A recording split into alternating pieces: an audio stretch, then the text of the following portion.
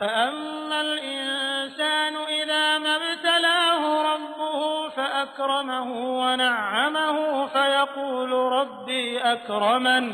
وأما إذا ما ابتلاه فقدر عليه رزقه فيقول ربي أهانن كلا بل لا تكرمون اليتيم ولا تحاضون على طعام المسكين وتأكلون التراث أكلا لما وتحبون المال حبا جما كلا إذا دكت الأرض دكا دكا وجاء ربك والملك صفا صفا وجيء يومئذ بجهنم يومئذ يتذكر الإنسان وأنى له الذكرى يقول يا ليتني قدمت لحياتي فيومئذ لا يعذب عذابه أحد ولا يوثق وثاقه أحد يا أيتها النفس المطمئنة ارجعي إلى ربك راضية مرضية فادخلي في عبادي وادخلي جنتي. السلام علیکم ورحمۃ اللہ وبرکاتہ. اعوذ باللہ من الشیطان الرجیم. بسم اللہ الرحمن الرحیم. فأما الإنسان إذا ما ابتلاه ربه فأكرمه ونعمه فيقول ربي أكرمن وأما إذا ما ابتلاه فقدر عليه رزقه فيقول ربي أهانن كلا بل لا تكرمون اليتيم ولا تحاضون على طعام المسكين وتأكلون التراث أكلا لما وتحبون المال حبا جما كلا إذا دكت الأرض دكا دكا وجاء ربك والملك صفا صفا وجيء يومئذ بجهنم يومئذ يتذكر الإنسان وأنى له الذكرى يقول يا ليتني قدمت لحياتي فيومئذ لا يعذب عذابه أحد ولا يوثق وثاقه أحد. يا أيتها النفس المطمئنة ارجعي إلى ربك راضية مرضية فادخلي في عبادي وادخلي جنتي. فأما پس جو انسان اذا جب مبتلاہ کبھی آزماتا ہے اس کو ربہ پروردگار اس کا فاکرمہ سو پھر عزت دیتا ہے اس کو ونعمہ اور نعمت بخشتا ہے اس کو فیقول تو کہتا ہے ربی میرے پروردگار نے اکرمن مجھے عزت بخشی واما اور یہ جو اذا جب ماں کبھی ابتلاہ آزماتا ہے اسے فقدرا پس اندازے سے دیتا ہے علیہ اسے رزق اس کا فیقول تو کہتا ہے ربی میرے پروردگار نے اہانن ذلیل کیا مجھے کلا ہرگز نہیں بلکہ لا نہیں تکرمونا تم عزت سے رکھتے یتیم کو ولا اور نہیں تحادون ترغیب دیتے تم آپس میں علا پر طعامی کھانا کھلانے پر مسکین کو اور تأکلون تم کھا جاتے ہو تراثا میراث کے مال کو اکلا سمیٹ کر لما سارا وتحبون اور تم محبت کرتے ہو مال سے حبا جما محبت بہت زیادہ کلا ہرگز نہیں، اذا جب دکت الارض برابر کر دی جائے گی زمین، دکن دکا کوٹ کوٹ کر، وجاء اور آئے گا ربک پروردگار تیرا، والملک اور فرشتے، صفاً صفا صف بستہ قطار میں ہوں گے، وجیء اور لائی جائے گی، یومئذ اس دن، بجہنم دوزخ، یومئذ اس دن، یتذکر سوچے گا، انسان، وَأَنَّا اور کہاں، لہو اس کے لیے، ذکرا نصیحت پکڑنا، یقول کہے گا، یا لیتنی اے کاش میں، قدمت آگے بھیج دیتا کچھ، لحیاتی اپنے لیے، اپنی زندگی کے لیے، فیومئذ پھر اس دن، لا نہ، یعذب عذاب دے گا، عذابہ اس جیسا عذاب، احد کوئی اور، ولا اور نہ، یوثق باندھے گا، وثاقہ باندھنا اس جیسا، احد کوئی اور، یا ایتھا اے نفس روح، مطمئنہ اطمینان حاصل کرنے والی، ارجعی لوٹ چل، واپس چل، الی طرف، ربکا اپنے پروردگار کی، راضیہ اپنے رب سے راضی ہونے والی، مرضیہ اپنے رب کی پسند کی ہوئی، فادخلی پس داخل ہو، فی میں، عبادی میرے بندوں میں، وادخلی اور داخل ہو، جنتی میری جنت میں۔ نحمدہ ونصلی علی رسولہ الکریم، رب اشرح لی صدری ویسر لی امری واحلل عقدۃ من لسانی یفقہوا قولی، اللہم ارنا الحق حقا وارزقنا اتباعہ وارنا الباطل باطلا وارزقنا اجتنابہ، آمین یا رب العالمین۔ الحمدللہ ہم سورہ فجر پڑھ رہے ہیں اور اس پر غور و فکر کی کوشش بھی کر رہے ہیں۔ تو ہم نے پچھلی دفعہ جو آیات 14 تک پڑھی تھیں، اس میں اللہ تعالیٰ نے 5 قسمیں کھائی تھیں قیامت کی دلیل کے طور پر، اور پھر اس کے بعد میں کچھ قوموں کے واقعات ہمارے سامنے رکھے تھے، جو 3 قومیں، عاد اور سمود اور فرعون کی قوم، جنہوں نے زمین میں بہت فساد مچایا اور پھر اللہ کی پکڑ میں آ گئے اور اللہ تعالیٰ نے سب کو ختم کر دیا۔ اب یہاں پر مجموعی طور پر انسان کی اخلاقی حالت پر تنقید کی گئی ہے ان آیات میں، جو آج کا ہمارا سبق ہے، اور ان کا جو دنیا میں رویہ ہے انسانوں کا، اس کو اللہ تعالیٰ نے بتایا ہے کہ وہ کیا کرتے ہیں۔ اور اگر دیکھا جائے تو اس میں انسان کی نفسیات کا ذکر ہے کہ جب اللہ تعالیٰ اسے زیادہ دے دیتا ہے، اس کو عزت مل جاتی ہے، اسے سب کچھ مل جاتا ہے اللہ تعالیٰ اسے، اور یہ سب کچھ جو بھی ملتا ہے وہ آزمائش کے طور پر ہے، اللہ تعالیٰ دے کر بھی آزماتے ہیں اور لے کر بھی آزماتے ہیں۔ تو جب نعمتوں کی کثرت ہو جاتی ہے، ملتا چلا جاتا ہے، اور تو پھر کیا کرنے لگتا ہے کہ کہتا ہے کہ مجھ سے زیادہ تو کوئی اچھا ہے ہی نہیں، اور پھر نعمتوں پہ تکبر کرنا شروع کر دیتا ہے، اپنے آپ کو کریڈٹ دینے لگتا ہے کہ میں ہوں ہی اس قابل جو اللہ تعالیٰ نے مجھے اتنی نعمتیں دے رکھی ہیں، اور کہتا ہے کہ اللہ تعالیٰ نے مجھے عزت دی۔ اور جب اللہ تعالیٰ کچھ نعمت اس سے چھین لیتے ہیں یا کوئی نعمت اس کے پاس سے چلی جاتی ہے، آزمائش میں مبتلا کرتے ہیں، تو کہتا ہے کہ میرے رب نے تو مجھے ذلیل کر دیا۔ اللہ تعالیٰ نے جو یہاں پر فرمایا ہے، مگر انسان عجیب مخلوق ہے کہ جب اس کا پروردگار اس کو آزماتا ہے، کہ اسے عزت دیتا ہے اور نعمت بخشتا ہے، تو کہتا ہے کہ آہا میرے پروردگار نے تو مجھے عزت بخشی، اور جب دوسری طرح آزماتا ہے کہ اس پر رزق کی تنگی کر دیتا ہے، تو کہتا ہے کہ ہائے میرے پروردگار نے تو مجھے ذلیل کر دیا۔ تو اگر دیکھا جائے تو ایک طریقے سے انسان یہ سمجھتا ہے کہ اس کی عزت اور ذلت کا معیار جو ہے وہ صرف دولت ہے، اور دولت، جاہ، اقتدار اور جو بھی کچھ دنیا میں نعمتیں ملی ہوئی ہیں وہ سب ہیں، حالانکہ اصل حقیقت یہ نہیں ہے۔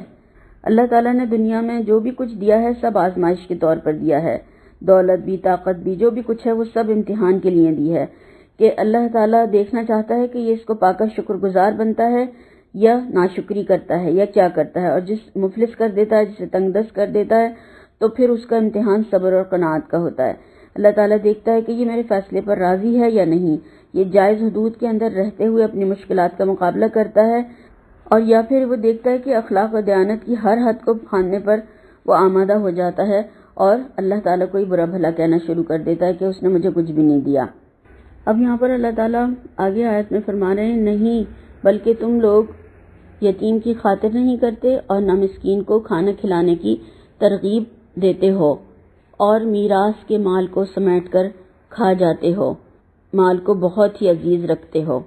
اب یہاں پر جو کلا کہا گیا، ہرگز نہیں، ایسا نہیں ہے، یعنی جو تم نے یہ معیار بنائے ہوئے ہیں عزت اور ذلت کے، یہ نہیں ہیں، یہ غلط ہیں، یہ سب جو تم نے اپنی سوچ رکھا ہے کہ جس کو مل گیا وہ باعزت ہے، جسے نہیں ملا وہ باعزت نہیں ہے۔ تو یہاں پر اللہ تعالیٰ نے جو فرمایا کہ تمہاری سوچ غلط ہے، کلا، ہرگز نہیں، ایسی بات ہی نہیں ہے، بلکہ تم کیا کرتے ہو، ان کی جو یہاں پر برے رویے جو ہیں وہ بتائے گئے ہیں، ان کی نشاندہی 4 چیزوں میں یہاں پر کی گئی ہے کہ تم یتیم کو عزت نہیں دیتے۔ اب اللہ تعالیٰ یہ دیکھتا ہے کہ جن کو مال دیا ہے وہ مال پا کر کیا کرتے ہیں، یعنی اللہ نے جنہیں نوازا ہے وہ اس کو پانے کے بعد میں کیا کرتے ہیں، کیا جن کے پاس نہیں ہے ان سے عزت کا معاملہ کرتے ہیں، ان کو دیتے ہیں یا نہیں، یتیم کے ساتھ وہ حسن سلوک نہیں کرتے جس کا وہ مستحق تھا، یعنی اللہ تعالیٰ نے جو یہاں پر بتایا کہ وہ یتیم کی عزت نہیں کرتے، تو یعنی وہ جو مستحق ہے اس کی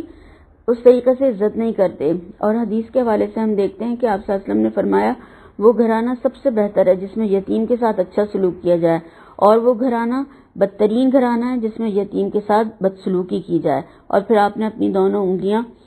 اشارے کے طور پر کر کے دکھائیں کہ اس طرح سے میں اور یتیم کو رکھنے والا اس طریقے سے ہوں گے، یتیم کی کفالت کرے گا تو جنت میں اس طریقے سے ساتھ میں ہوں گے، جیسے کہ یہ دونوں انگلیاں ساتھ میں ہیں۔ یتیم تو وہی ہوتا ہے نا جس کا باپ زندہ نہ ہو، جب باپ زندہ ہوتا ہے تو برتاؤ انسان کا کچھ اور ہوتا ہے، جب اس کا باپ مر جاتا ہے تو ہمسائے اور دور کے رشتہ دار تو درکنار جو قریبی رشتہ دار ہوتے ہیں، چچا، ماموں، تایا،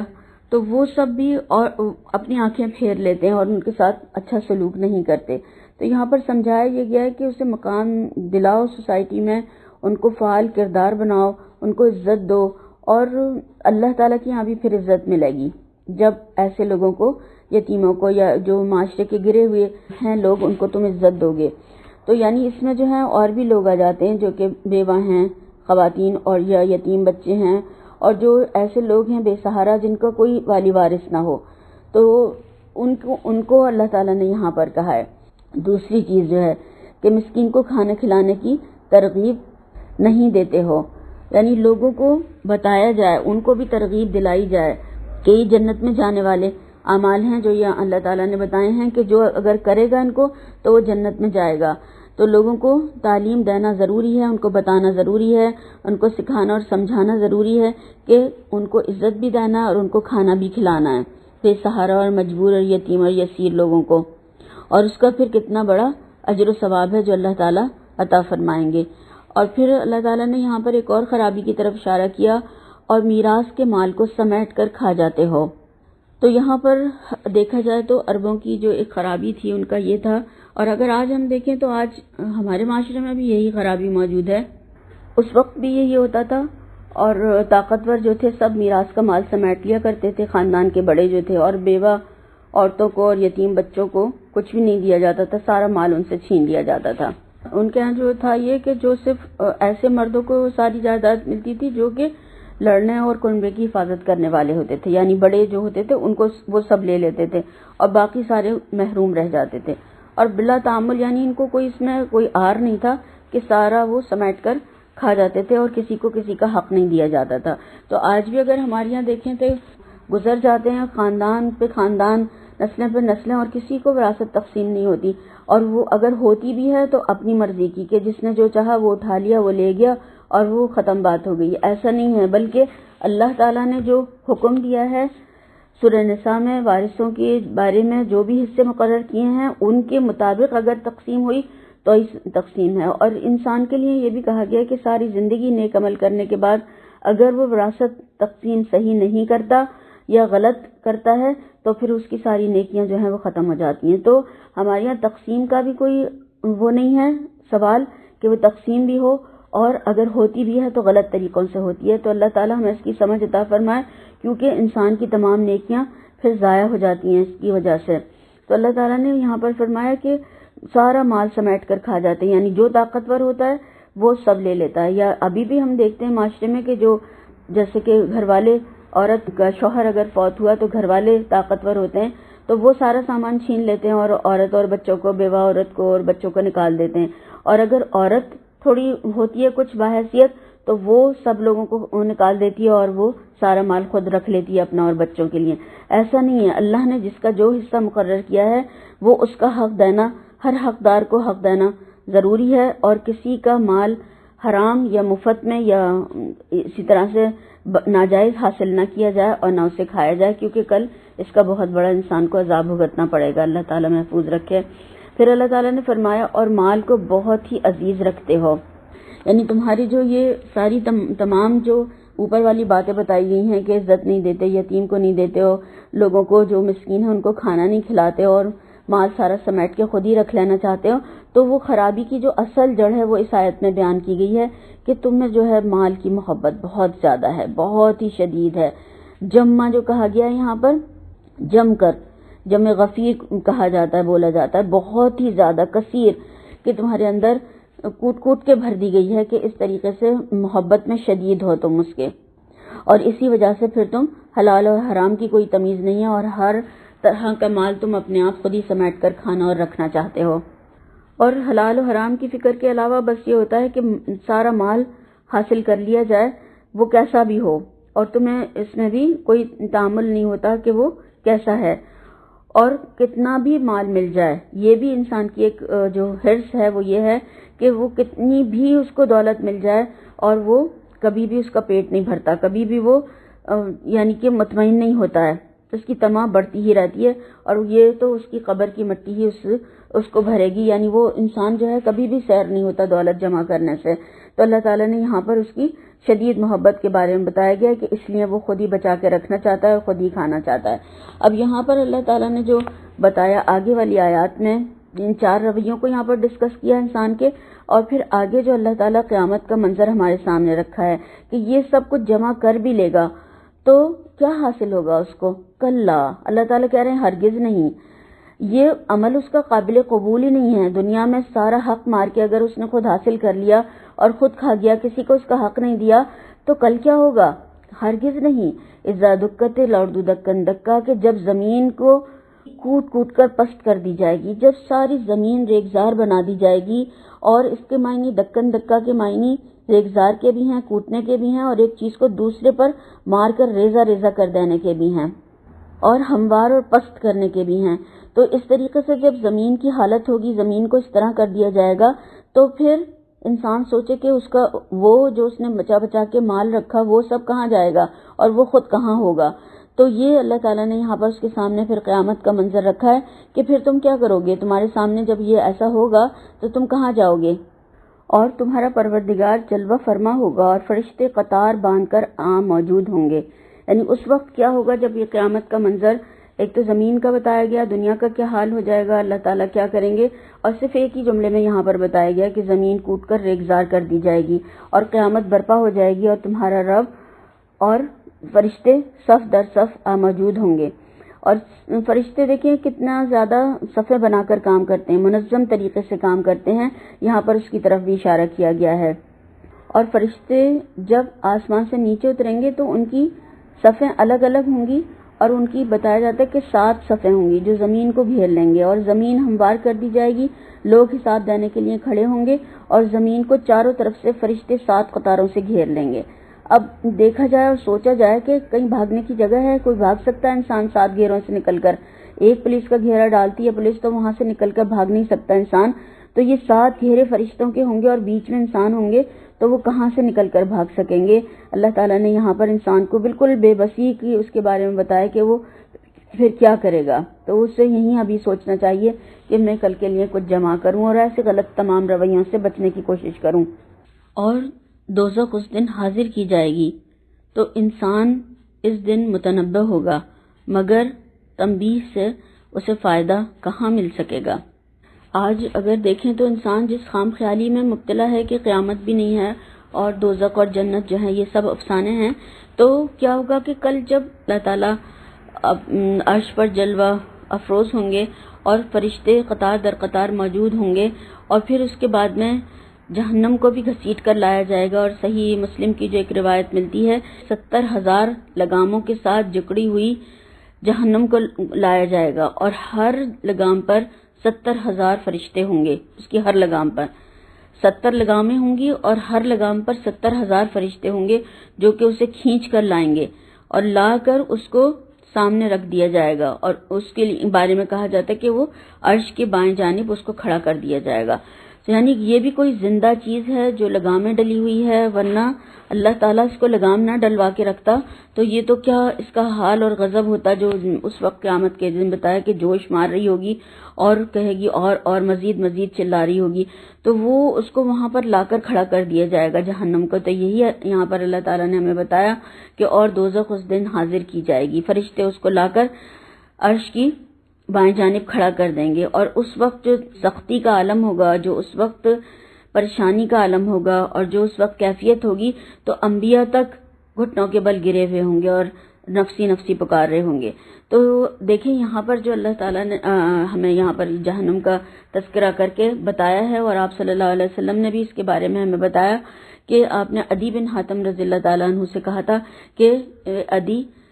جہنم سے بچو، خواہ کھجور کا ایک ٹکڑا ہی کیوں نہ ہو، یعنی اللہ کی راہ میں دو، تمہارے پاس چاہے تھوڑا سا ہی ہو، کھجور دیکھیں آپ ایک کتنی سی ہوتی ہے، اور کھجور کا بھی ٹکڑا اگر کوئی وہ بھی آدھی بھی دے گا اللہ کی راہ میں اخلاص نیت کے ساتھ، تو اللہ تعالیٰ اس سے بھی قبول کر لیں گے اور وہاں پر اس کو آگ کے عذاب سے نجات ملے گی انشاءاللہ تعالیٰ۔ تو یہاں پر ترغیب دلائی گئی ہے، جو پہلے رویے بتائے گئے تھے ان کے حوالے سے یہاں پر ہمیں بتایا گیا کہ جہنم جو ہے جس کے لیے تم دنیا میں ساری کوششیں کر رہے، تمہارے پاس تمہارا مال رہے تو یہ نہیں ہوگا، یہ سب ختم ہو جائے گا، اور کل پھر وہ جہنم جو ہے وہ سامنے لائی جائے گی، اور پھر انسان کا رویہ یہاں پر بتایا گیا کہ تو انسان اس دن متنبہ ہوگا، اس دن اسے ہوش آئے گا، وہ سوچے گا، وہ خیال کرے گا، اس کو سمجھ آ جائے گی۔ یہاں پر یہ بتایا گیا ہے کہ انسان کا پھر اس وقت سمجھنا اسے کوئی فائدہ نہیں دے گا، اس وقت اسے ہوش میں آنا اسے کچھ بھی یعنی فائدہ نہیں ہوگا اسے۔ اس وقت کیا فائدہ ہوگا؟ جب حساب کتاب کے وقت میں انسان کھڑا ہوگا۔ دنیا میں ابھی حساب کا وقت نہیں ہے، یہ عمل کا وقت ہے، وہاں پر حساب کے وقت میں دنیا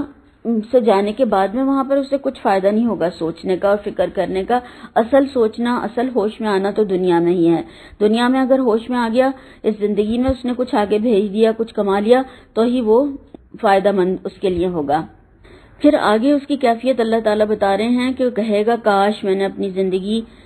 یعنی جو یہ میری زندگی تھی ہمیشہ کی زندگی کے لیے بھی کچھ آگے بھیجا ہوتا۔ یعنی اللہ تعالیٰ نے اس کو یہاں پر دنیا میں دیکھیں ہمیں سنا دیا اور بتا دیا، یہ اس کی رحمت ہے کہ ہم کل کی زندگی کے لیے کچھ کر لیں، تو وہاں پر سوچنا انسان کو کچھ فائدہ نہیں دے گا۔ تو وہ سوچے گا کہ اصل زندگی تو یہ تھی، آخرت کی زندگی تھی، اور میں اس چند لمحوں کو جو دنیا کی زندگی تھی اصل زندگی سمجھ بیٹھا اور سارا کچھ وہیں کے لیے لگا دیا، اور یہاں کی زندگی کے لیے تو میں نے کچھ بھی نہیں بھیجا آگے، تو کچھ بھی نہیں کمایا، تو پھر وہ افسوس کرے گا، مگر اس کا افسوس کرنا وہاں سے کچھ بھی فائدہ نہیں دے گا۔ تو اس دن نہ کوئی اللہ کے عذاب کی طرح کا کسی کو عذاب دے گا اور نہ کوئی ویسا جکڑنا جکڑے گا۔ یعنی اللہ تعالیٰ نے بتا دیا کہ پھر وہاں پر کوئی کسی کو نہ بچا سکے گا، نہ عذاب سے چھڑا سکے گا، اور ایسا عذاب ملے گا کہ کوئی بھی ایسا عذاب نہیں دے سکتا۔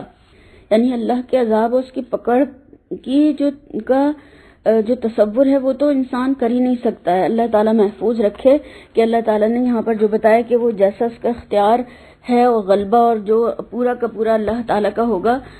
تو وہ وہاں پر کیسا اس کو پکڑے گا کوئی سوچ بھی نہیں سکتا۔ اللہ تعالیٰ محفوظ رکھے اس انجام سے، اور ہمیں نیک عمل کی دنیا میں ہی توفیق دے تاکہ ہم کچھ عمل تو اپنے لے جانے والے ہوں انشاءاللہ تعالیٰ۔ اب یہاں پر جو ہے آخر میں اللہ تعالیٰ نے ایک خوشخبری دی ہے ان اہل ایمان کو جو دنیا میں اللہ کے احکامات کے مطابق زندگی گزارتے رہے۔ تو یہاں پر ان کو جو خوشخبری ملے گی وہ کیا ہوگا؟ یعنی یہ والے جو اوپر والے لوگ بتائے گئے دو کیٹیگری ہیں، ایک تو جو دوزخ سامنے رکھی جائے گی اور جو غلط کار ہوں گے وہ پھر اپنی زندگی کے بارے میں سوچیں گے اور پھر جیسا عذاب ملے گا وہ سوچ بھی نہیں سکتے دنیا میں، اور دوسرے وہ لوگ ہوں گے جنہوں نے بغیر دیکھے اللہ کی اطاعت کی اور اللہ تعالیٰ نے جو احکامات دنیا میں بھیجے تھے ان کی پابندی کی، اور ساری زندگی اسی کاموں میں تھکتے رہے اور اسی میں لگے رہے، تو پھر ان کو خوشخبری ملے گی اللہ تعالیٰ کی طرف سے کہ اے نفس مطمئن، اے مطمئن روح، اے مطمئن جان، چل اپنے رب کی طرف لوٹ چل، تو اس سے راضی وہ تجھ سے راضی، تو میرے ممتاز پسندیدہ بندوں میں داخل ہو جا اور میری جنت میں داخل ہو جا۔ سبحان اللہ۔ اللہ تعالیٰ ہمیں سب کو یہ فرشتے آ کر خوشخبری سنائیں انشاءاللہ تعالیٰ، اللہ تعالیٰ ہمیں ان لوگوں میں شامل فرما لے۔ تو ایک خوشخبری ہے کہ اب تم نے دنیا میں بہت کام کر لیا، اب چلو، اب تھک گئے تم، اب وہاں جا کر اطمینان اور سکون کی زندگی تمہیں نصیب ہوگی، ملے گی۔ اور اس کے بارے میں کئی آراء پائی جاتی ہیں کہ یہ انسان کو کب کہا جائے گا کہ نفس مطمئن چل اپنے رب کی طرف۔ تو بعض کہتے ہیں کہ موت کے وقت، اور بعض نے کہا کہ قیامت کے دن کہا جائے گا اس سے، جب حساب کتاب کے لیے پیش کیا جائے گا، اور حساب کتاب کے وقت بھی اس کو یہی خوشخبری سنائی جائے گی، یعنی موت کے وقت کہا جائے گا، میدان حشر کی طرف جب لے کر چلا جائے گا جب کہا جائے گا، اور بعض نے کہا کہ اللہ کی عدالت میں جب پیشی کا موقع ہوگا تو اس وقت بھی کہا جائے گا، اور ہر مرحلے پر اسے اطمینان دلایا جائے گا کہ وہ اللہ کی رحمت کی طرف چل رہا ہے۔ سبحان اللہ، اللہ تعالیٰ ان لوگوں میں شامل فرمائے۔ اور ایک ابن کثیر میں ایک دعا آتی ہے جو اللہ کے نبی صلی اللہ علیہ وسلم نے ایک شخص کو سکھائی تھی، اس طرح سے ہے وہ: اللہم انی اسألک نفسا بک مطمئنہ تؤمن بلقائک وترضی بقضائک وتقنع لعطائک۔ اے اللہ، میں تجھ سے اطمینان والا نفس مانگتا ہوں جس سے تجھ پر بھروسہ اور تیری ملاقات پر یقین ہو اور تیرے فیصلے پر راضی ہو، اور جو کچھ مل جائے اس پر قانع ہو، آمین ثم آمین۔ تو یہ اللہ تعالیٰ نے اس کو جو دنیا میں مطمئن رہا ان تمام چیزوں پر جو اللہ نے اسے دی تھی، اور وہ تمام کام کرتا رہا جو اللہ تعالیٰ نے جن کا حکم دیا تھا، اور ان تمام چیزوں سے بچتا رہا جس کی اللہ تعالیٰ نے منع فرمایا تھا، تو اور اس نے صبر کیا، قربانی اور تمام طریقے کی اس نے جو احکامات تھے ان کو پورا کیا ہر طرح سے، تو پھر اللہ تعالیٰ کی طرف سے اسے یہ قیامت کی اس کے موت کے وقت اس کو یہ خوشخبری سنائی جائے گی، قیامت کے وقت میں بھی اور حساب میں جب حساب کتاب ہو رہا ہوگا اس وقت بھی۔ اور یہ راضیتم مردیہ کی جو کیفیت ہے وہ کیسے پیدا ہوتی ہے کہ جب انسان دنیا میں اللہ کے تمام فیصلوں، احکامات اور تقدیر اور اس کی شریعت پر اور ہر بات پر راضی ہو جاتا ہے اور تمام غلط کام چھوڑ دیتا ہے، تو پھر اللہ تعالیٰ بھی اس سے پھر راضی ہو جاتے ہیں۔ تو اللہ تعالیٰ کہلواتا ہے کہ اب تم بہت تھک گئے، بہت کام کر لیا، اب آ جاؤ میری جنت میں آ جاؤ، میں تم سے راضی ہوں، اور میرے ممتاز بندوں میں داخل ہو جاؤ، میرے پسندیدہ بندوں میں داخل ہو جاؤ اور میری جنت میں آ جاؤ۔ اور جو اللہ تعالیٰ سے ملنے کی خواہش رکھتا ہے تو اللہ تعالیٰ بھی اس سے ملنا چاہتے ہیں، اور جو نہیں رکھتا تو اللہ بھی اس سے ملنا نہیں چاہتا۔ حضرت عائشہ رضی اللہ تعالیٰ عنہ نے کہا تھا ایک بار، یا رسول اللہ صلی اللہ علیہ وسلم، موت سے تو ہر ایک کو ڈر لگتا ہے، تو اس کا مطلب یہ ہے کہ ہم اللہ سے ملنے کی خواہش نہیں رکھتے کیا یہ ایسا ہے؟ تو آپ صلی اللہ علیہ وسلم نے فرمایا کہ نہیں، بات یہ نہیں ہے۔ جب موت کا وقت آتا ہے تو وہ مطمئن روح ہوتی ہے، یعنی جب فرشتے کے ذریعے اس کو جنت کی خوشخبری سنائی جاتی ہے تو وہ اطمینان والی روح ہو جاتی ہے، اور وہ اپنا انجام بھی دیکھ لیتا ہے، دیکھ کر جو اس کے آگے آ رہا ہوتا ہے وہ اس کو دیکھ لیتا ہے، اور جس طریقے کے فرشتے آتے ہیں وہ پہچان جاتا ہے، وہ سمجھ جاتا ہے، اور اسے پھر اللہ سے ملنے کا شوق بڑھ جاتا ہے کہ مجھے جلدی لے چلو، مجھے اللہ کے سامنے جلدی پیش کرو۔ موت اس کے لیے محبوب بن جاتی ہے، اور پھر وہ اللہ سے ملنے کی خواہش اس کے اندر زیادہ پیدا ہو جاتی ہے۔ اسی لیے کہا گیا کہ جو اچھا نیک انسان ہے یا جو بھی کوئی ہے تو اس کو جلدی تدفین کی کوشش کی جائے، جلدی اس کو اس کے انجام تک پہنچایا جائے۔ برا ہے تو لوگ اس کی برائی سے چھوٹ جائیں، اور اچھا ہے تو وہ اپنے انجام کو جلدی سے جلدی دیکھ لے۔ اور جب بری روح ہوتی ہے، برے لوگ ہوتے ہیں، تو جب ان کے سامنے فرشتہ آتا ہے تو وہ اللہ سے ملنا ہی نہیں چاہتے، اور وہ اس میں سے جسم میں سے بھی نکلنا نہیں چاہتی ہے وہ روح۔ اور حدیث کے حوالے سے ہمیں یہ بھی معلوم ہوتا ہے کہ جب مومن کی موت کا وقت آتا ہے تو رحمت کے فرشتے سفید ریشمی کپڑا اس کے سامنے، اس کا جو کفن ہوتا ہے، لباس ہوتا ہے، وہ لے کر آتے ہیں جنت کا، اور اس کی روح کو خطاب کرتے ہیں، اخرجی راضیۃ مردیہ الی روح اللہ و ریحان۔ تو وہ اس کو خوشخبری سناتے ہیں کہ چلو اپنے رب کی طرف، روح اور ریحان ہے تمہارے لیے، تو اس بدن سے نکلو اس حال میں کہ تم اللہ سے راضی ہو، اللہ تم سے راضی ہے۔ اور یہ نکلنا پھر کیسا ہوتا ہے؟ جنت کی دائمی نعمتوں اور راحتوں کی طرف ہوتا ہے۔ تو اللہ تعالیٰ ہمیں ہمارا بھی ایسا ہی انجام فرمائے، اور اللہ تعالیٰ ہمیں بھی آخری وقت فرشتے اسی طرح کی خوشخبری لے کر آئیں ہمارے لیے بھی، اللہ تعالیٰ ہم سے راضی ہو جائے اور ہمیں نفس اور شیطان کی شر سے بچا لے اللہ تعالیٰ۔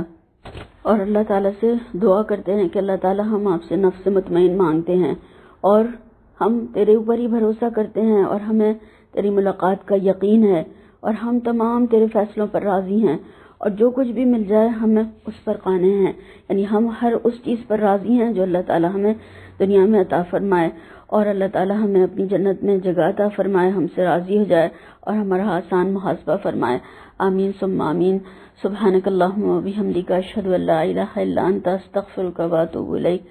السلام علیکم ورحمۃ اللہ وبرکاتہ۔